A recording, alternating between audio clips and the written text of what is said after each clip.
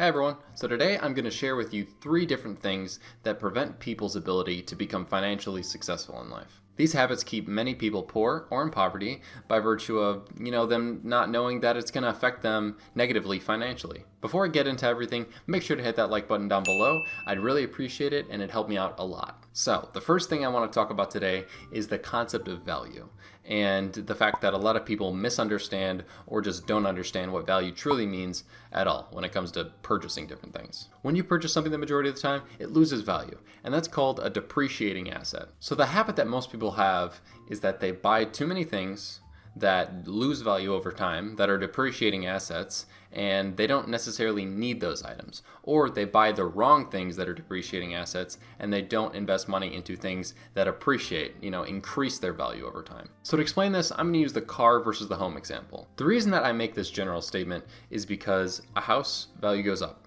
and a car value goes down.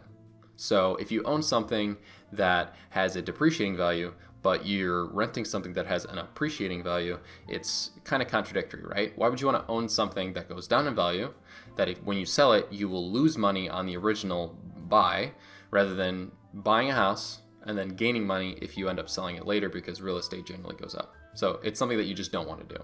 So a rule of thumb that you should live by is you should own property and you should lease cars.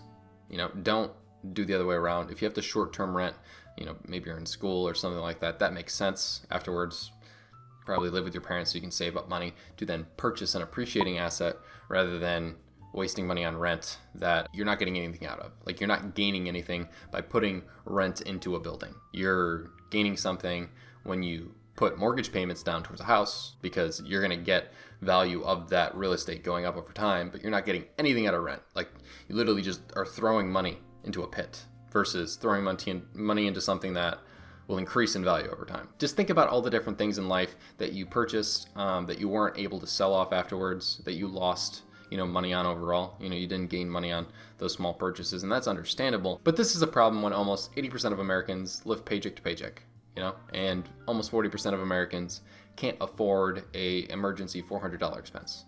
So that constant purchasing of things that we don't need is the main bad habit, but also the misunderstanding of what value is and what value is when we're buying something that we don't need. There's a difference between need and want.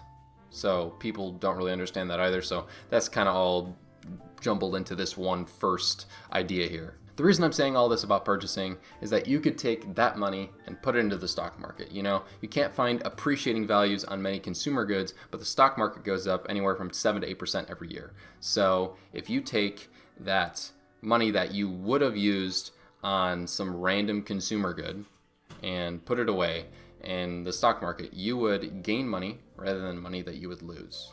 Say you purchased $1,000 worth of stuff, you probably garage sale it for $150.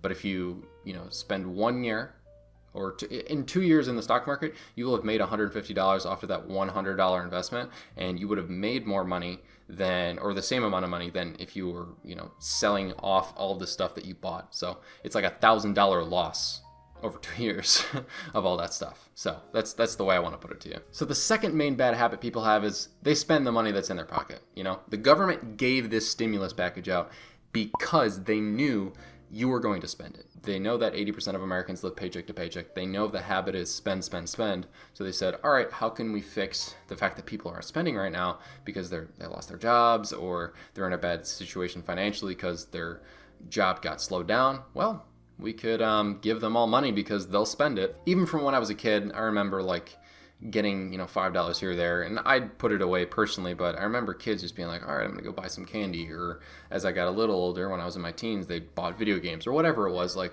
the habits start young in America, I feel like, or even anywhere. I think it's a common spending problem across the world, but mainly in the United States, we have a systemic, consumer culture problem, I think. So the only difference between the example of a kid, throwing money away on a candy bar or an adult is that we impulse buy a lot in current day markets because, we have Amazon, we have different routes to see something and say, all right, I'm going to buy it. So I'd say an effective habit to avoid impulse buying is wait a day after you see something that you might want to purchase. Literally just sleep on it And I actually found this from one of my favorite YouTubers, Neil O'Brien. But it's a great concept, like take that time and say, all right, do I want this? Think about it. Take some time to think about it. Like, impulse is not always the answer. Instinct is not always the answer. That doesn't mean that you have an instinct that it's correct. That's why we have mentors. That's why we have people who look out for us when we're younger. Like, there's no reason that your gut is always right. Like, that's just not factual, right? So just sleep on purchase decisions, avoid Amazon as much as you can, unless you physically know that you need something. You're going on there to tangibly say, I'm going to purchase this one thing because it's something I need, or it's something I've been saving up for a while. Like, don't go on Amazon with the idea of, I'm going to scroll through it, or whatever e-commerce store it is, and not just Amazon. Like, don't go through with the idea of, I'm just going to find something, even if it's Black Friday and there's a bunch of sales, right? Don't go through and say, all right, I gotta find something to buy. I've done that before. I wanted to buy a portable charger because mine had, not been doing so great. Over the past couple of years, it lost all of its, storage capacity. And then I found myself just scrolling through Amazon. And next thing I knew, I had 3 other things in my cart. And I was like, whoa, I don't need those. Like, I don't know why I'm doing that. And even throughout that like Black Friday sort of special week that they had going on, I took at least a couple days to decide what exactly I wanted, and I made it value-based, what was the best bang for my buck. I took time and thought about it. That's the one thing that a lot of consumers need to remember when they're, about to buy something that they weren't expecting to buy. So the last thing that's keeping people poor is their lack of investments or lack of savings. I have a crazy stat that I want to bring out for you. Did you know 64% of Americans don't have a plan for retirement?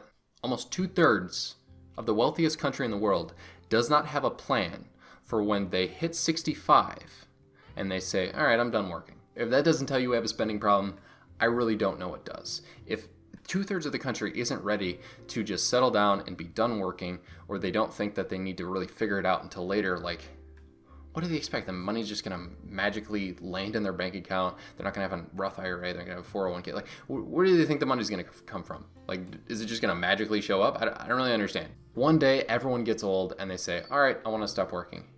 I mean, most people don't really want to work in general, if we're being honest. Like, I think people have passions, but if people could, they'd probably just enjoy chilling. So, like, one day you're going to be old enough where you're going to say, yeah, I really don't want to work. Like, I physically can't, I mentally can't. So not being prepared for it is just not a good thing. So we need savings, investments, 401ks, Roth IRAs. Both retirement plans that I just mentioned, I mean, they're tax-free or tax exempt in some ways. So I don't understand why people won't put money away into those things so that when they take the money out when they're retired, it's tax exempt. That's free money. It's important to remember that you plan for retirement, discuss it with somebody who's a professional, figure out what works for you. But at a base level, save your money. Like, we've been talking about the consumer spending problem in this video, but save your money. Don't waste it on things that you don't need. And you'll go a really long way in helping your finances be, better than they would have been if you had otherwise just spent it on stuff you didn't need. I'm not trying to put anyone down or say that you don't know what you're doing. I just wanted to be straightforward and honest with you because I feel like, instant gratification is something that's embedded into culture now. We have phones. They dopamine hit us every 10 seconds. So it's important to be as honest as possible to let people know that what they're doing is harmful to their long-term finances. And I just wanted to spread the word on this, and hopefully somebody learned something and you'll take actionable steps towards this to start building a better life today. With that being said, thank you so much for watching this video. I really appreciate it. It's been great seeing all the support in the past couple weeks. You guys have been awesome, and I can't thank you enough. Make sure to leave a like down below and subscribe if you haven't already. And with that being said, thank you again, and I'll see you guys in the next one.